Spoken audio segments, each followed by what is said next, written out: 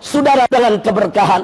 Inna lillahi wa inna ilaihi raji'un. Pemuda-pemuda yang durhaka kepada orang tuanya, yang melawan kepada orang tuanya, yang menindas orang tuanya. Coba kita lihat semua sekarang terbuka depan mata kita, saudara. Enggak sampai di situ, wa taraktum jihadakum. Nanti kalian sendiri akan meninggalkan kewajiban jihad. Sekarang kelihatan depan mata kita. Jangankan berjihad, ngomong jihad tak berani.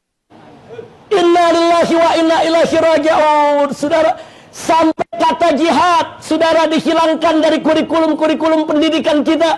Ayat-ayat jihad gak boleh lagi dibahas, saudara. Bahkan ayat-ayat jihad dianggap ayat-ayat provokatif. Kalau ada habib, kiai, ustadz bicara tentang jihad, maka disebut radikal, ekstremis, teroris. Inna lillahi wa inna ilaihi raji'un. Sadaqan Nabi sallallahu alaihi wasallam. Benar yang dikabarkan Nabi, saudara. Wa taraktum jihadakum, kau bakal tinggal itu jihadmu. Kau tinggal.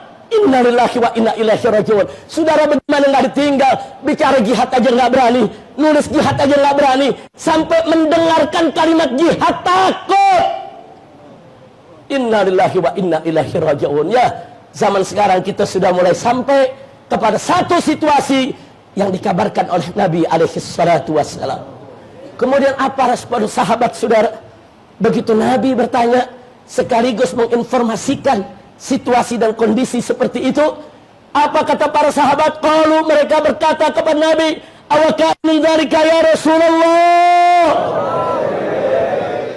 Ya Rasulullah, apa iya nanti umatmu akan seperti itu ya Rasulullah? Sahabat bertanya, saudara, bukan gak percaya dengan Nabi, bertanya karena kaget. Kaget, apa iya umat Islam nanti kondisinya seperti itu? Sebab yang dilihat oleh para sahabat Nabi ketika itu, saudara, kondisi umat Islam dari mulai di Mekah hijrah ke Madinah, semakin hari semakin baik, semakin hari semakin bagus, saudara. Semakin hari perempuannya perempuan solehah, anak-anak mudanya anak-anak muda solehin. Jihadnya semua semangat, bukan hanya sekedar mereka berani mati, tapi mereka berebut mati di jalan Allah subhanahu wa ta'ala. Makanya mereka kaget, apa iya umat Islam nanti kondisinya seperti itu ya Rasulullah? Apa jawab Nabi alaihi salatu wassalam? Beliau mengatakan, "Na'am, ya, wallazi nafsi biyadihi, demi Allah yang jiwaku ada dalam kekuasaannya, wa asyaddu minhu sayakun, nanti yang terjadi lebih parah dari itu." Masya Allah. Ini baru satu kondisi, sahabat pada kaget. Sekarang Nabi mengatakan nanti kondisinya lebih parah lagi yang terjadi. Sahabat penasaran, mereka bertanya, wa ma asyaddu minhu ya Rasulullah, wa ma asyaddu minhu ya Rasulullah, apa itu kondisi yang lebih parah lagi ya Rasulullah?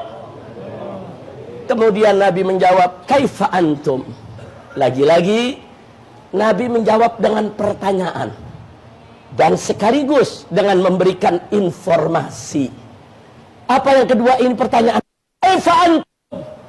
Bagaimana kalian semua nanti? Bagaimana? Kata Nabi, idza lam ta'muru bi ma'rufin wa lam an munkarin.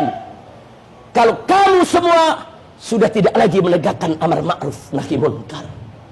Masya Allah, Nabi yang kasih kabar nanti umatnya akan menghadapi suatu zaman yang amar ma'ruf nahi munkar nggak ditegakkan lagi, saudara.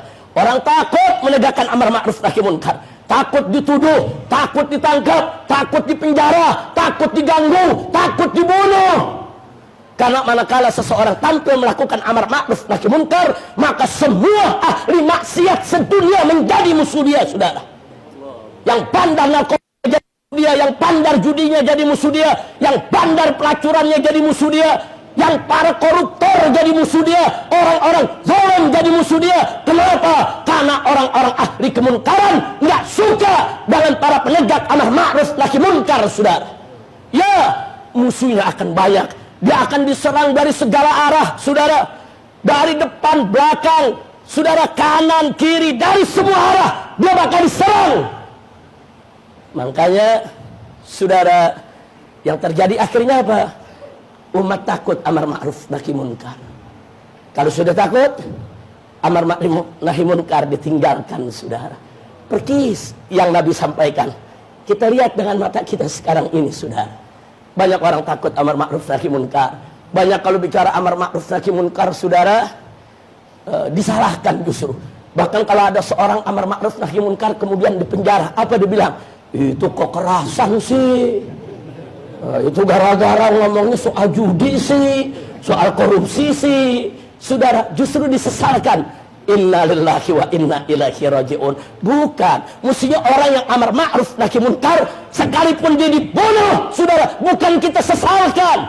Mestinya kita berikan support, dukungan, doakan, dan mestinya kita ikut semua untuk menegakkan amar ma'ruf nahi munkar. Oh, para sahabat makin kaget, saudara.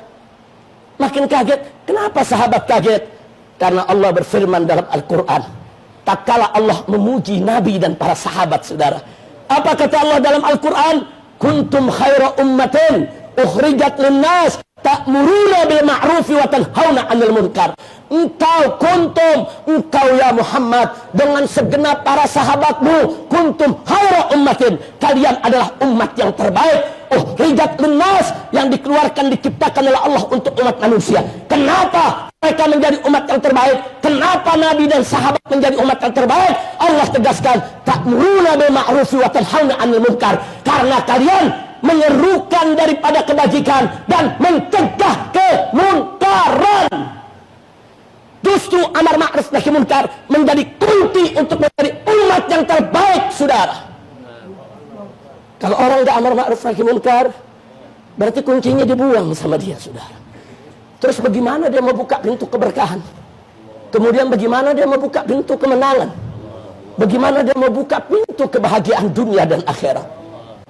Inna lillahi wa inna ilaihi raji'un. Perkis yang disampaikan oleh Nabi sekarang terjadi. Saya mau tanya semua yang ada di sini, saudara. Orang zaman sekarang banyak takut amar ma'ruf nahi munkar. Jujur, banyak takut tidak? Jujur, banyak takut tidak? Berarti apa yang disampaikan Nabi benar tidak? Sallu ala Nabi. Allahumma salli wa sallim wa barik alaihi wa ala alihi wa ashabi. Kemudian para sahabat bertanya lagi. Kaget, mereka kaget, sedih. Awakah ini dari ya Rasulullah? Apa iya umat separah itu ya Rasulullah? Apa iya umat separah itu ya Rasulullah? Kemudian apa jawab Nabi? Nabi menjawab persis seperti tadi jawabnya. Naam, walladzi nafsi biyadihi wasaddu minhu sayakun. Ya, kata Nabi alaihi salatu wassalam. Ya, akan terjadi itu semua. Bahkan demi Allah, jiwaku ada dalam kekuasaannya, nanti yang terjadi akan lebih buruk dari itu. Masya Allah. Sahabat semua, saudara, semajid ini, saudara, kumpul bersama Nabi. Kaget mereka. Kaget campur sedih, prihatin. Kenapa bisa begitu? Saudara, tapi mereka penasaran, bertanya lagi kepada Nabi. Wa ma asyaddu minhu ya Rasulullah. Kondisi yang bagaimana itu yang lebih buruk dari itu ya Rasulullah? Apa kali ini jawab Nabi, saudara? Lagi-lagi Nabi menjawab dengan pertanyaan dan juga memberikan informasi. Apa kata Nabi? Kaifa antum? Bagaimana kamu sekalian, hei para sahabatku? Bagaimana kamu sekalian, hei pengikutku, hei umatku? Idza ra'aitumul munkara ma'rufa wal ma'rufa munkara. Bagaimana kondisi kamu sekalian? Kalau nanti suatu saat kalian akan lihat dengan mata kalian sendiri, yang munkar disebut ma'ruf, yang ma'ruf disebut munkar. Masya Allah, saudara, ngeri. Kenapa bisa yang ma'ruf disebut munkar, yang munkar disebut ma'ruf? Karena amar ma'ruf tidak ditegakkan, sehingga orang tidak bisa membedakan mana yang munkar, mana yang ma'ruf, saudara.